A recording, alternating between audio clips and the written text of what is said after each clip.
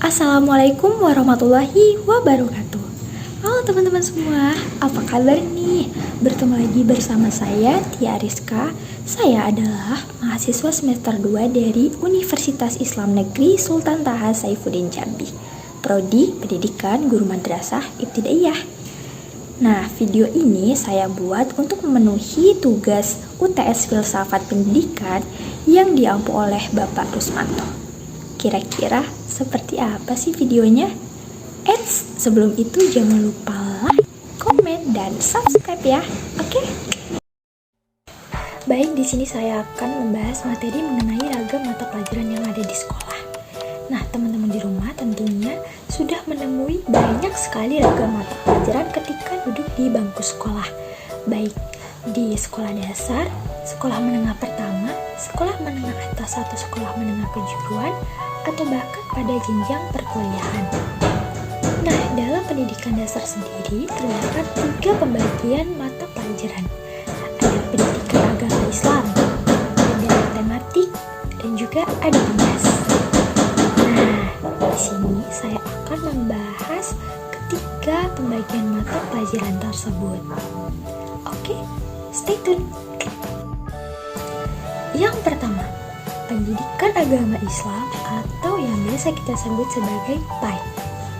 Pendidikan agama Islam di sekolah umum dijelaskan bahwa pendidikan agama Islam adalah upaya sadar dan terencana dari guru untuk mendidik peserta didiknya dalam menghayati, memahami, serta mengimani ajaran agama Islam tersebut dalam kehidupannya sehari-hari.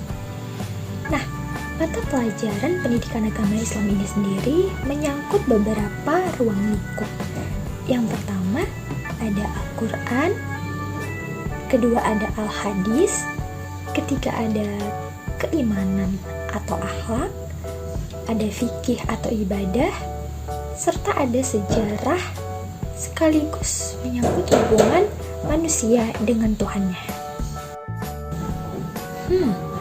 Kalau itu tadi pengertiannya, kira-kira fungsi pendidikan agama Islam apa ya? Oke, fungsi pendidikan agama Islam.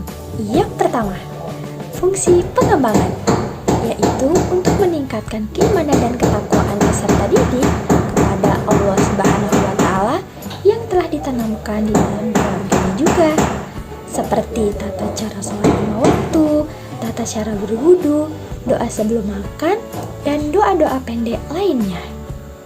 Nah, sekolah sendiri berfungsi untuk menumbuh kembangkan lebih lanjut melalui pengajaran dan pelatihan agar peserta didik dapat mengimani ajaran agama Islam di dalam kehidupannya sehari-hari. Yang kedua, penanaman nilai-nilai. Sebagai pedoman hidup, pendidikan agama Islam mengajarkan serta menanamkan nilai-nilai luhur dan budi pekerti yang baik. Misalnya, bagaimana tata cara kita berbicara dengan orang yang lebih tua seperti ibu dan ayah, dan bagaimana cara kita berbicara kepada teman sebaya kita atau orang yang lebih muda daripada kita. Yang ketiga, menyesuaikan mental. Menyesuaikan diri dengan lingkungan yang berlandaskan kepada ajaran agama Islam. Nah, yang keempat, perbaikan.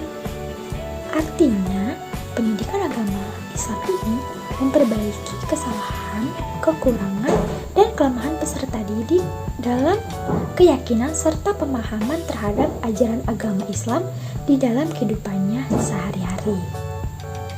Yang kelima, pencegahan.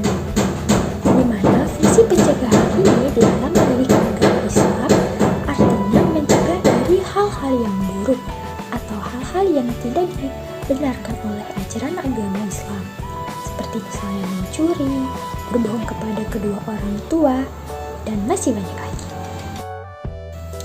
Nah, kalau tadi kita sudah membahas tentang pengertian, fungsi, dan ruang lingkup dari pendidikan agama Islam, maka materi yang keempat adalah mengenai isi pembelajaran dari pendidikan agama Islam. Yang pertama, mengenai tauhid atau ketuhanan.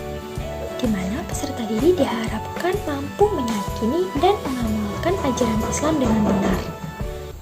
Sebenarnya ini peran guru juga penting dalam mengajarkan kepada peserta didiknya, seperti bagaimana tata cara sholat yang benar, bagaimana tata cara berwudu yang benar, bagaimana tata cara membaca Al-Quran yang baik dan benar. Nah, ini yang seperti itu. Nah, yang kedua ada akhlak, di mana seorang guru mengajarkan kepada peserta didiknya bagaimana sih akhlak yang terpuji dan akhlak yang tercela. Seperti itu. Nah, yang ketiga ada fikih atau ibadah, berisi tentang norma-norma hukum dan nilai-nilai serta sikap yang menjadi dasar dan pandangan hidup peserta didik di dalam kehidupannya sehari-hari. Yang keempat ada studi Al-Quran, di mana seorang guru mengajarkan kepada peserta didiknya membaca, memahami, serta menafsirkan ayat-ayat Al-Quran.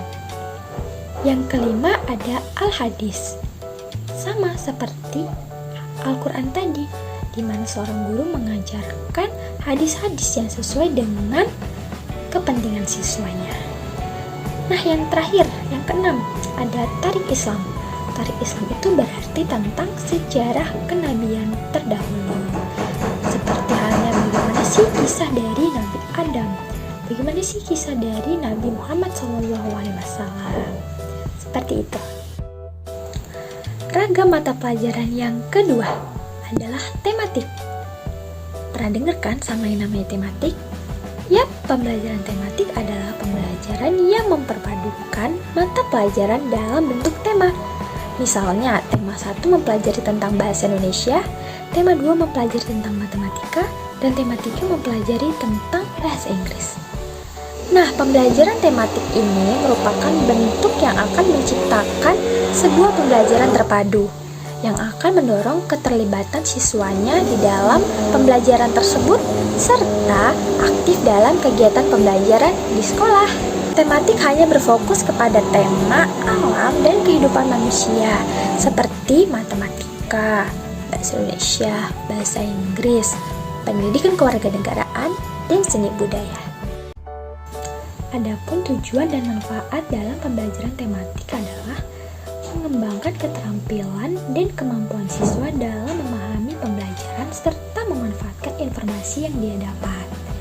Nah, selanjutnya, kegiatan pembelajaran tematik ini juga mampu mengembangkan sikap positif dan nilai-nilai luhur yang baik dalam peserta didiknya. Selanjutnya, pembelajaran tematik juga mengembangkan keterampilan sosial pada diri setiap peserta didik. Bagaimana cara peserta didik dalam mencapai komunikasi antara satu dengan yang lainnya. Oke, sekian penjelasan dari saya. Semoga apa yang sudah saya jelaskan tadi dapat bermanfaat bagi teman-teman yang sudah menonton ya. Oke, terima kasih buat yang sudah like, komen, dan subscribe. Bye-bye. Wassalamualaikum warahmatullahi wabarakatuh.